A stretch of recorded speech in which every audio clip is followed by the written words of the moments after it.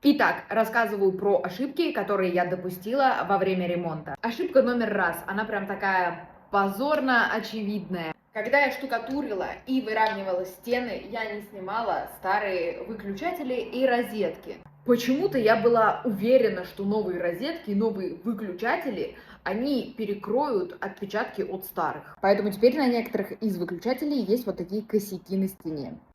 На стене видно отпечаток от старого выключателя. Когда я делала откос входной двери, я его делала из гипсокартона в верхнюю часть, видите, она вот так вот немножко дугой идет.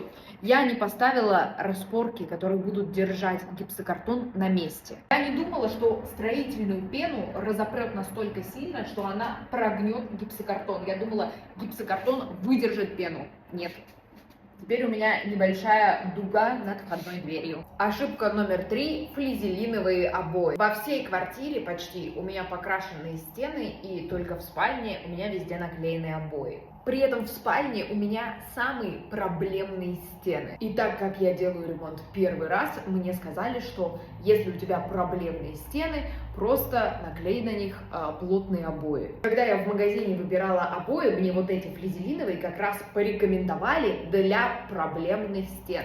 Мол, флизелин все скроет. На самом деле смотрятся они более-менее нормально, но когда свет из окна светит под определенным углом, то вылезают сразу все косяки. На самом деле такие косячные стены лучше бы выглядели крашенными, чем эти косяки видно на обоях. Установить кухню до натяжных потолков. Изначально в кухне я тоже хотела натяжной потолок. И так как кухня очень маленькая, я придумала сделать вот такой вот пенал до самого потолка. И когда приехали ребята-замерщики, которые делали кухню, я думать забыла о том, что я хочу натяжной потолок, я им об этом не сказала, и шкафчик сделали вплоть до самого потолка. Поэтому лепнину потом пришлось вот так вот заводить за шкафчик.